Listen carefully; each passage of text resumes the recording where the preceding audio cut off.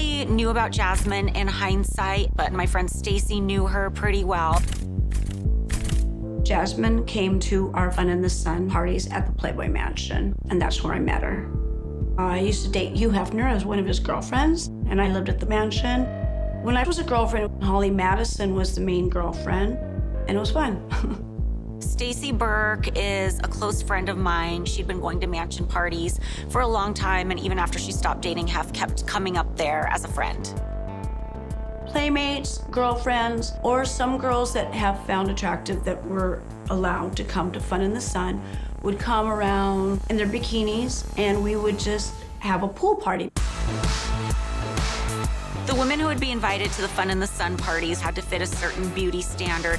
Hef looked over Polaroids of women to see if he thought they were, measuring up to be a pool party girl. Jasmine loved being at the Playboy Mansion. She fit right in. She was tan, she was blonde, big boobs, perfect Playboy type. The camera loved her. She wanted the world, and she went after it.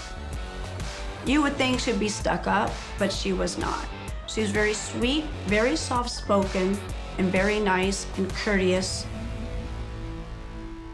In the mid-2000s, Playboy was definitely more than just a magazine. It was seen as a lifestyle, a brand of parties. The Playboy golf tournaments were kind of like a regular golf tournament, but more fun. There were tons of women hired to work the events. They would call the Playboy Girls of Golf. Our Girls of Playboy Golf were the hostesses of the event. And Jasmine became one of our Girls of Playboy Golf in 2004. To be a really good hostess, you have to know how to have fun with somebody, make them feel special. And it's not always about the most gorgeous woman in the world. It's not about that. If you have no personality, nobody's going to think you're something special. They had to be somebody who was very personable, charming, and who could entertain and host big events. They had to know how to represent the brand. And, Jasmine was very personable. We usually had about 35 events across the United States with several thousand golfers and really thousands of girls. And the girls were fantastic. And people could actually get a taste of Hef's life.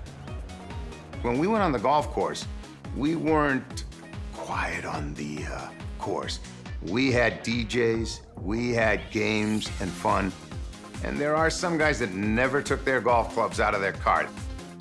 Just like at every hole, there was like a booth where women were handing out shots. Jasmine definitely knew that, she was a very beautiful girl, but she had a smile, right? And so with that smile, she could charm you. And if she's having a great time, all our clients are having a great time. Everybody's having fun. After about a year of actually being one of the Girls of Playboy Golf hostesses, we asked her if she would like to help coordinate the Girls of Playboy Golf for our events in Las Vegas and in LA, and she jumped right on that.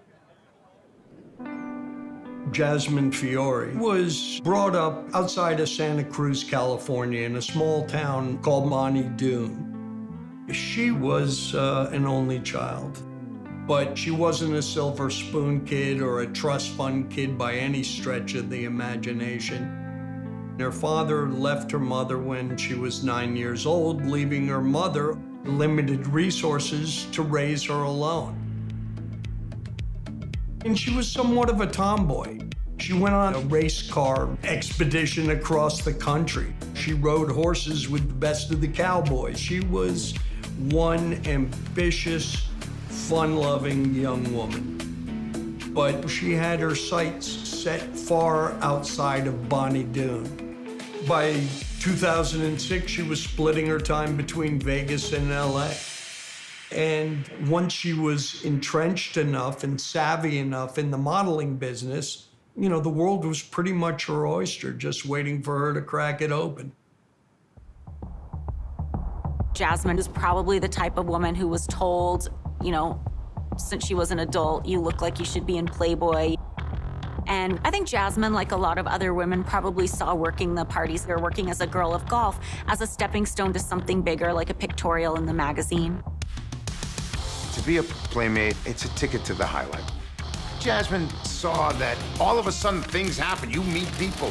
You're doing things that you never would do if you were from a small town. All of a sudden, you're getting invited to places. You're going out at nightclubs, places that you'd have to wait in line. You walk right in.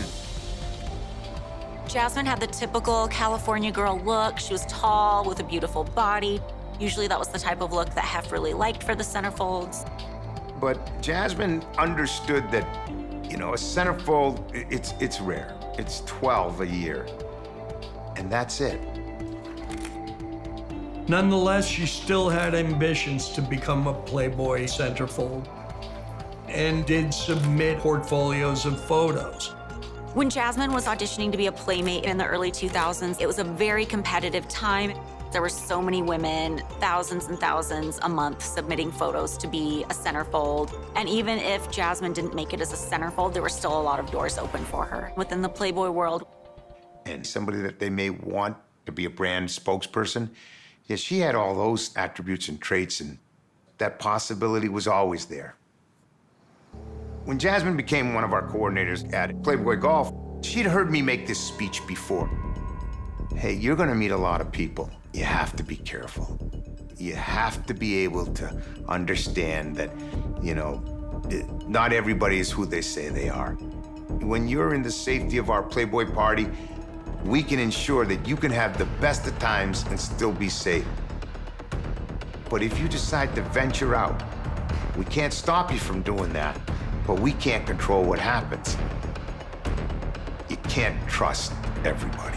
You can't. Your question was about mutilation. Yes, the fingers and teeth were removed.